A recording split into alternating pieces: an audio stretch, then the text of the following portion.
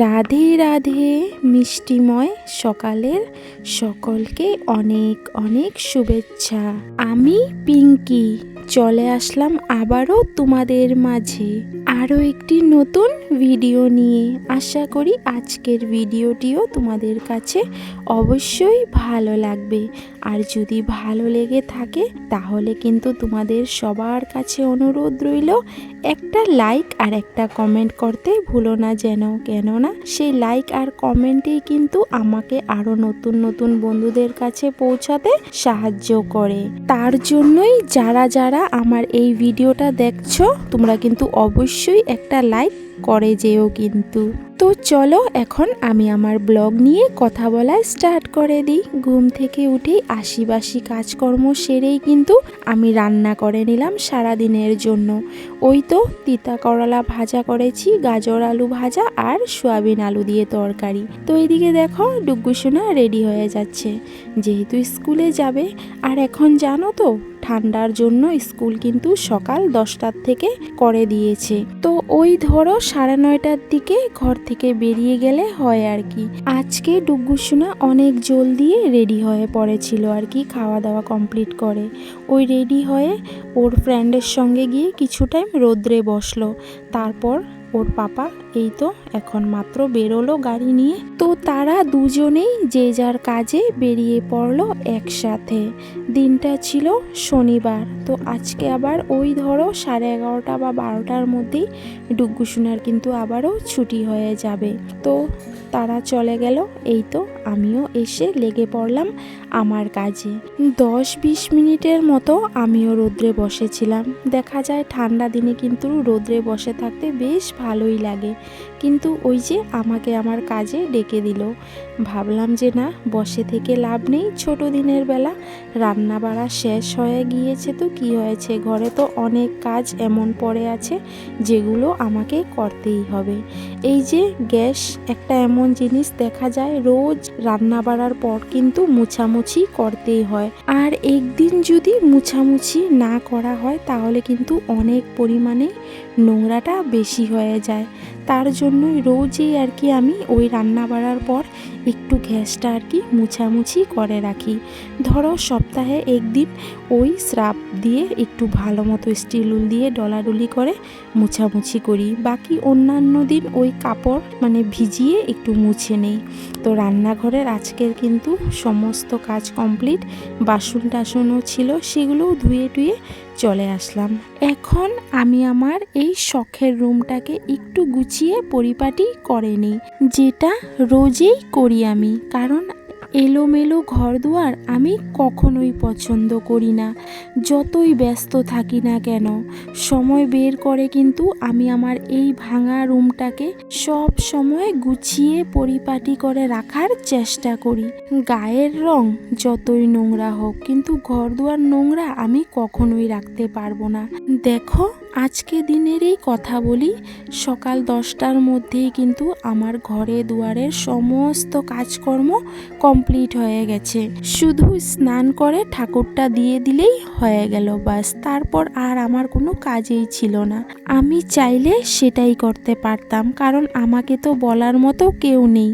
যদিও বসে থাকতাম সারাদিন, তারপরেও কেউ কিছু আমাকে বলতে আসতো না। কিন্তু দেখো আমি লেগে পড়লাম ঘরের টুকিটাকি কাজগুলো করতে।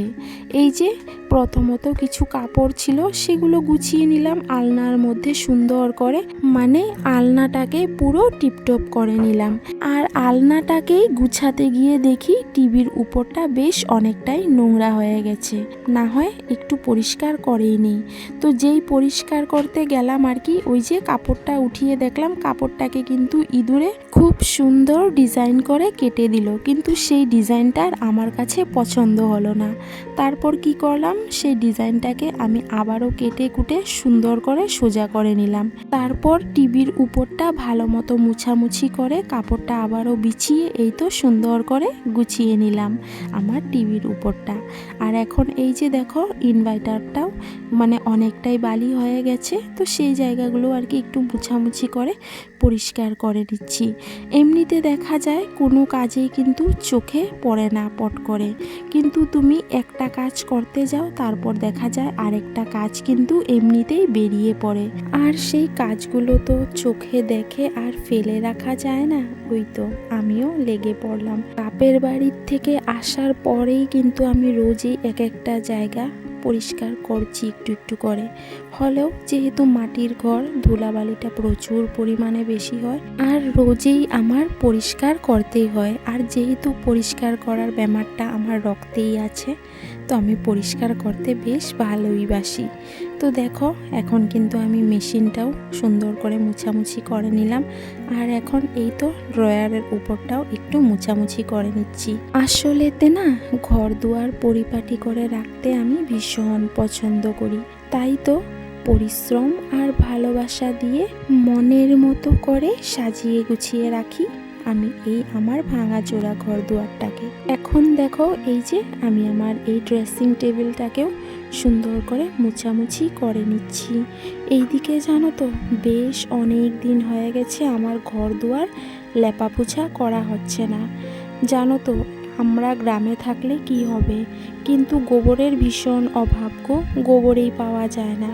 বৃষ্টির দিনে যদিও বা গোবরটা পাওয়া যায়, কিন্তু এই যখন সুদিনটা আসে না তখন গোবরের ভীষণ ক্রাইসিস লেগে যায়। কেননা সবাই দেখা যায় ওই যে গোবর দিয়ে যে ঘুষি দেয় সেগুলো দেয় আর কি, তো সবাই সেগুলো দিয়ে চুলা জ্বালায়, তো কারোর বাড়িতে গেলেই গোবরটা একদমই পাওয়া যায় না। বেশ অনেক দিন ধরেই গোবর না খোঁজাখুঁজি করছি জানো তো, তবুও পাচ্ছি না। তো অবশ্য 2-4 দিন হয়ে গেছে এক বাড়িতে বালতি দিয়ে এসেছি, যাদের বাড়িতে অনেক কয়েকটা গরু আছে তাদেরকে বলেছি আর কি যে বিহুর আগে আগে আমাকে একটু গোবর দিও গো, ঘর দুয়ারগুলো লেপা পোছা করবো। আর আমাদের এখানে শুধু তাদের বাড়িতেই গরু আছে, আর যেহেতু আমাদের এখানে সবারই কাঁচা ঘর দুয়ার, সবাইকেই গোবর দিতে হয় না, তো তার জন্য সবাই সেই সপ্তাহ 10 দিন আগে গিয়ে জিনিস দিয়ে আসে গোবর তুলে রাখার জন্য আর কি। তো আমিও নিয়ে দিয়ে এসেছি, জানি না কবে পাই, ওই পাওয়ার পরেই আর কি ঘর দুয়ারগুলো লেপা পোছা করতে হবে। আর যদি না পাই তাহলে হয়তো এমনিই থাকবে আমার ঘর দুয়ার। মাটির ঘরের সৌন্দর্যটা কোথার থেকে আসে বলো তো? শুধু একমাত্র লেপালিপির উপর থেকে। ঘর দুয়ার যদি লেপা পোছা থাকে না তাহলে কিন্তু দেখা যায় এমনিতেই ঘর দুয়ারগুলো লক্ষ্মী লক্ষ্মী লাগে। আর যতই তুমি পরিষ্কার করে রাখো না কেন, ঘরের চারদিক যদি লেপা পোছা না থাকে না তাহলে কিন্তু ঘরটাই অলক্ষ্মী অলক্ষ্মী লাগে, কেমন জানি একটা মানে ভালোই লাগে না, তাই না বলো? তো যাই হোক, এখন যদি পাই তাহলে তখনই হয়তো লেপা পোছা করতে পারবো আর কি। তো এদিকে দেখো আমি কিন্তু ড্রেসিং টেবিলটা খুব সুন্দর করে গুছিয়ে নিলাম, মানে এই রুমটা গুছানো কমপ্লিট হয়ে গেছে। এখন স্নান করব আর ঠাকুর দিতে চলে যাব। সময় বেশি একটা হয়নি, 11টার মতো বাজে। তো চলো এখন চট করে স্নান করে আগে ঠাকুরটা দিয়ে দিই।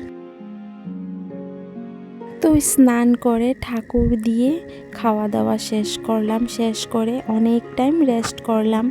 এখন দেখো বিকেল হয়ে গেছে, আর আমি এই তো আমার বিকালের কাজকর্মগুলো করতে চলে আসলাম। ঘরের যে কোনো কাজই হোক না কেন আমি কিন্তু সময় মতো করতে বেশ ভালোবাসি, মানে আমি টাইম টু টাইম যে কোনো কাজ করতে ভীষণ পরিমাণে পছন্দ করি। অনেকে আছে ভাবে থাক এই কাজটা আমি পরে করব, এখন এত একটা প্রয়োজন নেই, কিন্তু আমি তেমনটা না গো। আমার মানে কাজটা করে না হয় বসে থাকবো, কিন্তু কাজ ফেলে রেখে বসে থাকাটা আমি মোটেও পছন্দ করি না। তো এই দিকে কিন্তু আমি আগেই ঘর দুয়ারগুলো ঝাড়ু দিয়ে দিয়েছি, তারপর গিয়ে রান্নাঘরটা ঝাড় দিলাম, দিয়ে এই তো আমার বিকেলের টুকুর টাকুর কাজগুলো করে নিচ্ছি। এই তো কাপড়গুলো নিয়ে নিলাম যেগুলো স্নান করার সময় ধুয়েছিলাম। আর এদিকে দেখো ডুগগুসোনায় পুরো খেলাধুলাতে ব্যস্ত, তাদের জন্য জানো তো আমি একটু বিছানায় শুয়ে শান্তি পাইনি। এই যে বল মারে, বল এসে টিনের মধ্যে জোরে জোরে আওয়াজ করে লাগে, আর শুয়ে থেকেও যেন শান্তি পাই না, মানে ঘুম লাগলেও ভেঙে যায়। তো আর শুয়ে থাকলাম না, উঠে পড়লাম। আর আমি স্নান করার সময় ওই যে ঘরের বস্তা কয়েকটা ধুয়ে দিয়েছিলাম, বেশ অনেক দিন ধরে ধোয়া হচ্ছিল না, অনেকটাই মাটি মাটি হয়ে গিয়েছিল। তো তো এগুলো আর কি ধুয়ে দিলাম। আর রৌদ্রটাও যেহেতু অনেকটাই কড়া ছিল, সব কয়টাই বস্তা আর কি শুকিয়ে গেছে। এখন এই তো বস্তাগুলো জায়গা মতো রেখে দিব যেখানে যেখানে থাকে আর কি। বিশেষ করে বিছানায় ওঠার সময় যদি পা মোছার জন্য একটা নিচে বস্তা না থাকে না, তাহলে কেমন জানি একটা অসুবিধা লাগে, মনে হয় নোংরা লাগে, তাই না বলো? তো আমার অবশ্য সব বিছানার সামনে একটা বস্তা হোক বা একটা চাটাই হোক, সেটা কিন্তু থাকেই থাকে, মানে প্রত্যেক দুয়ারে আমি একটা বস্তা রেখেছি আর কি। তো যাই হোক, আজকে সারাদিন যা কিছুই করলাম সবটাই কিন্তু তোমাদের সঙ্গে শেয়ার করলাম। তো আমার মিষ্টি বন্ধুরা, কেমন লাগলো বলো আজকের ব্লগটা? তোমাদের কমেন্টের অপেক্ষায় থাকবো আমি, ঠিক আছে? আর যারা আজকে প্রথম দেখছো আমার এই ব্লগটা বা প্রথম এসেছো আমার এই পরিবারে, তো আমার পরিবারে এসে আমার ভিডিও দেখে তোমাদের কাছে কেমন লেগেছে তোমরা কিন্তু অবশ্যই কমেন্ট করো। আর যদি কোনো কারণবশত আমার ভিডিওটা একটু হলেও তোমাদের কাছে ভালো লাগে আর কি, তাহলে আমার এই ছোট্ট পরিবারের তোমরাও একজন সদস্য হয়ে যেও। এটাতে আমি আরও অনেকটাই উৎসাহ পাবো, আরও ইচ্ছে করবে যাতে আরও ভালো ভিডিও তোমাদের সামনে এনে রাখতে পারি। তো অবশ্য আজকের মতো ভিডিওটা কিন্তু এই পর্যন্তই থাকবে। তো আজকের এই ভিডিওটা দেখে যার কাছে যেমন লেগেছে অবশ্যই কমেন্ট একটা রেখে যেও। তো আজকের মতো কিন্তু সবাইকে টাটা, তোমরা সবাই সুস্থ থেকো, ভালো থেকো। আবারও নেক্সট আরও একটি ঝলমলে ব্লগে তোমাদের সঙ্গে আবারও দেখা হবে, ঠিক আছে? তো দেখো বিকেলের সমস্ত কাজ কমপ্লিট, আর এখন এই যে 3টা নাইটি ছিল এগুলো গুছিয়ে নিলাম আলনার মধ্যে। বিকেলের সমস্ত কাজই আমার কমপ্লিট, আর এদিকে আমার ব্লগও কিন্তু কমপ্লিট হয়ে গেল। তো চলো সবাইকে টাটা।